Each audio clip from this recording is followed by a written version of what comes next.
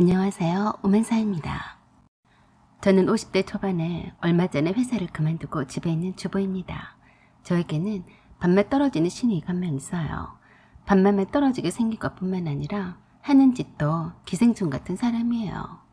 평생에 자기 힘으로 뭘 어떻게 해볼 생각은 전혀 하지 않는 것 같고요. 그저 남들에게 기대서 살려고 하는 것처럼 보이거든요. 모르는 사람은 제 말을 믿지 못할 거예요. 남들한테는 엄청 잘하거든요. 속도 다 퍼다 줄 것처럼 잘해요. 저도 처음에는 깜빡 속았었죠. 지금 생각을 해보니 약간 사기꾼 기질도 있는 것 같네요. 제3자가 볼 때는 우리 신우는 참 인정도 많아 보이고 부침성도 좋아 보이는 그런 타입이었어요. 머리가 나빠서 실업계 고개를 겨우 졸업을 하다시피 했고요. 그 흔하디흔한 대학도 가기 싫어서가 아니라 머리가 욕심이 안 따라줘서 스트레스를 받으니까 일부러 가지 않았으면서 말끝마다 오빠 대학 학비를 대느라 가지 않았다고 맨날 내 앞에서 지겹게 리바이벌 하곤 했어요.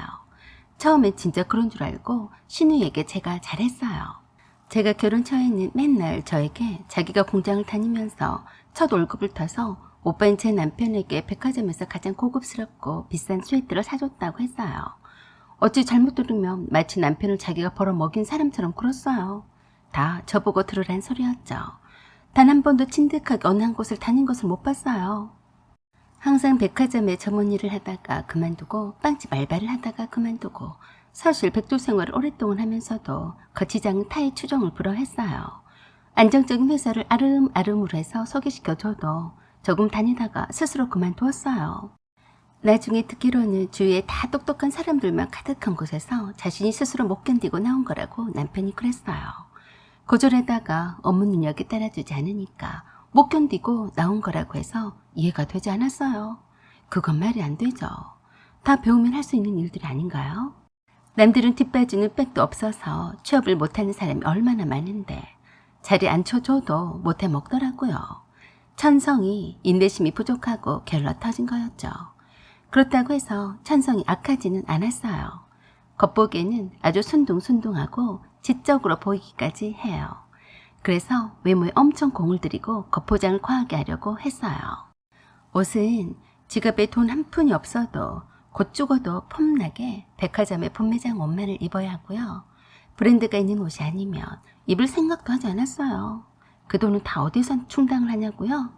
어디겠어요. 처음에는 시어머니 호주머니에서 나왔어요. 얼마나 시어머니께 살랑살랑해서 사기꾼 기질을 잘 보이니 넘어가신 거였죠. 시어머니는 막내딸이라서 얼마나 이쁘겠어요. 그걸 100% 이용해서 시어머니 돈을 다 큰 딸내미가 잘도 꺼내 쓰더라고요. 그것뿐이겠어요. 시어머니가 돌아가신 뒤로는 물주가 사라지니까 이제는 남편의 누나인 형님에게 달라붙었어요. 아버님은 시어머니가 돌아가실 때 하시는 일도 잘 안 되어서 돈 한 푼이 없으셨거든요. 그래서 저와 형님에게 생활비를 보태겠어요. 거기에다가 별로 아프지도 않은 아버님을 병원에 모시고 다녀야 한다며 자동차도 사달라고 어찌나 난리를 치던지 형님이 타고 다니시던 차를 주겠다고 하니까 쪽팔리다며 새 차를 뽑아달라고 하더라고요.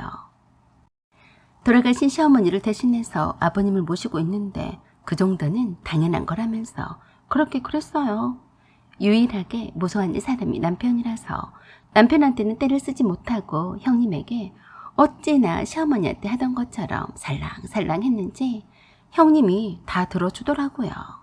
다 죽어가는 듯이 불쌍한 티를 내고 들어주지 않으면 안 되게끔 하더라고요. 그러면서도 자기를 좋아하는 남자가 생기자마자 아버님을 냅다 버리고 살림을 차리고 살면서 멍청하게 형님 카드로 살림살이를 다 사재끼고 할부로 그 예비 시집 식구들한테 호구 노릇을 하더니만 그 집 시자시세 몇 달을 못 버티고 다시 아버님 집으로 돌아왔어요. 돈만 날리고 그냥 몸만 왔더라고요. 신우에 동거하던 남자 쪽에서도 몇 달 함께 산 것뿐이니까 별로 쓰지도 않는 살림살이를 가져가라고 했는데도 아주 우습게도 그냥 가지던지 버리라고 했다네요. 형님 돈과 남편이 대준 돈으로 살림살이를 쉽게 산 거라서 돈 아까운 줄도 하나도 모르고 아주 경거망동했어요.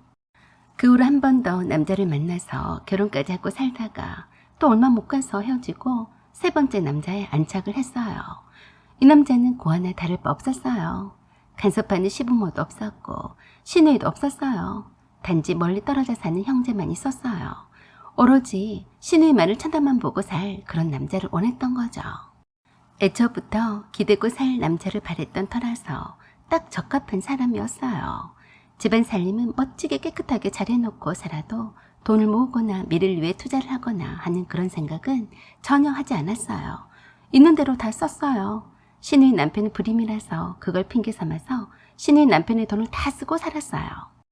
집에서 놀고 있는 주부이면서도 비록 비싼 것은 아니었지만 폼나게 외제차를 몰고 다니면서 같은 아파트 아줌마들을 태우고 다니면서 운동하러 다니고 놀러 다녔어요. 그러면서 항상 저를 비웃었어요.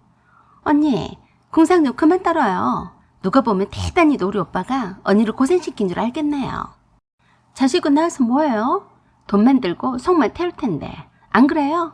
라고 하면서 대학까지 나와봤자 무슨 소용이냐며 다 자기보다 못하게 산다면서 자기가 마치 똑똑해서 외제차도 굴리고 집에서 편하게 놀면서도 집값은 올라서 세상 이런 팔자가 어딨냐며 자랑을 했어요. 그럴 때마다 참 재수가 없었지만 냅뒀어요. 시간이 남고 남아 돌아서 혼자 사시는 아버님을 그래도 한 번이라도 더 내다보고 있어서 그나마 많이 봐준 거였죠. 그리고 제가 생활이 바쁘다 보니 시누이와 마주칠 일이 그닥 없었어요. 그러다가 애들도 학교 문제로 하나 둘씩 떠나고 저도 퇴사를 하고 보니까 집안일 때문에 남편과 자주 부딪혔어요.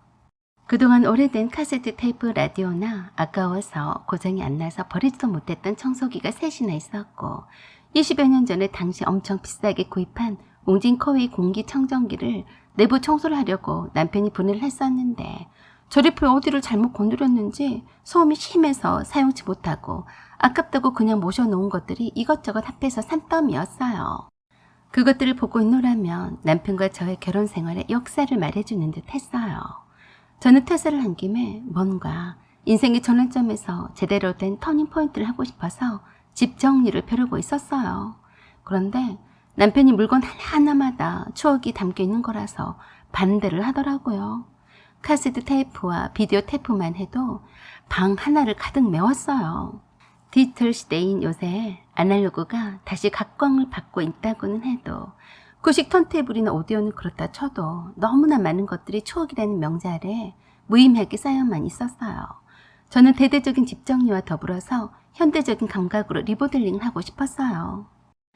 그러나 남편은 하던 그대로가 가장 편하고 좋은 거라며 손도 못 대게 해서 대판 싸우곤 했어요. 그러다가 제 등살에 못 살겠다며 아버님 집으로 도망갔어요. 한 일주일 있어도 제가 연락을 하지 않았더니 시누이가 전화했어요. 언니, 오빠가 왜 집에 안 간다고 저래? 오빠한테 물어봐. 나이 먹어서 점잖지 못하게 도망이 나가고. 에휴. 언니, 어쨌든 일단 아버지도 언니를 보자고 하시니까 이리 와봐요. 아버님이 부른다는 말에 일단 갔어요. 저도 당당히 할 말은 있었으니까요.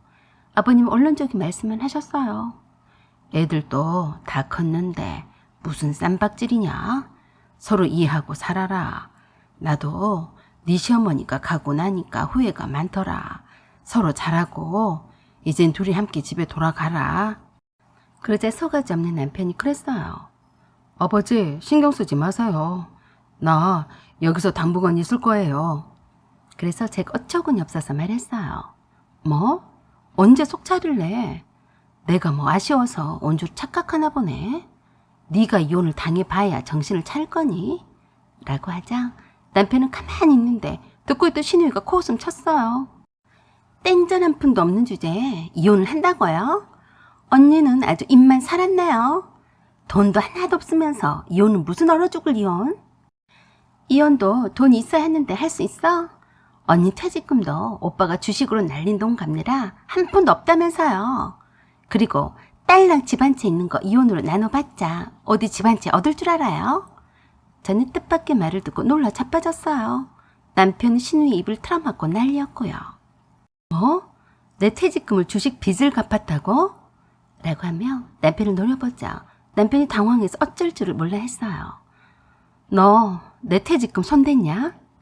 남편은 내게 당황해서 말도 제대로 못해서 완전히 제가 뒤집어졌어요. 제가 휴대폰 모바일 뱅킹으로 제 계좌를 다 조회했어요. 정말로 제 퇴직금의 대부분이 사라졌더라고요. 제가 카드 이체를 하는 도중에 공인인증서 비번을 가르쳐주면서 갑자기 화장실이 급해서 부탁을 한 적이 있었고 남편을 믿고 다시 확인을 하지 않았어요. 그런데 저 몰래 제 공인인증서 비번을 이용을 해서 돈을 빼내간 거죠. 완전히 뚜껑이 열렸어요. 야, 쪼잔하게 마누라 피 같은 돈을 도둑질해 갔냐? 그러자 그 소리를 듣던 아버님이 눈치도 없이 저에게 그러셨어요. 어허, 말세다 말세. 어디 남편한테 반말짓거리나 하고 도둑질해 갔다니 그게 할 소리냐? 아버님, 그럼 도둑놈한테 미쳤다고 도둑질해 가셨냐고 해야 해요? 뭐야? 부부 사이에 무슨 도둑질이냐? 그래서 제가 남편에게 말했어요. 너 지금 당장에 도로 돈 넣어놔라. 안 그러면 경찰에 신고해버릴 테니까. 이게 할 짓이 없어서 마누라 돈을 도둑질해가. 남편이 쩔쩔매며 그랬어요. 내가 지금 주식을 팔면 엄청 손해야. 내가 주식으로 이익이 나면 바로 조용히 넣어둘 참이었어. 그래서 제가 바로 앞에 있던 조그마한 상을 들어서 남편한테 던져버렸어요. 네가 오늘 나한테 죽고 싶어서 환장했지? 너 이거 상습하냐? 너 빨리 이실직고 해. 그러자 아버님이 저한테 삿대질 하면서 호통을 치셨어요. 너는 위아래도 없냐? 집안이 망하려니까 별꼴을 다 본다. 이게 무슨 짓이냐? 신이도 덩달아서 그랬어요. 오빠가 언니 돈을 다시 갖다 놓는다고 했잖아. 까짓거 부부 사이에 네 돈 내 돈이 어디 있다고 이 지랄이야. 그래서 네 오빠랑 내 퇴직금을 훔쳐서 나눠 가지려고 했니? 평생을 기생충처럼 남들 피 빨아먹고 살더니 내 퇴직금을 빨아먹으려다가 없으니까 내가 우습게 보였어?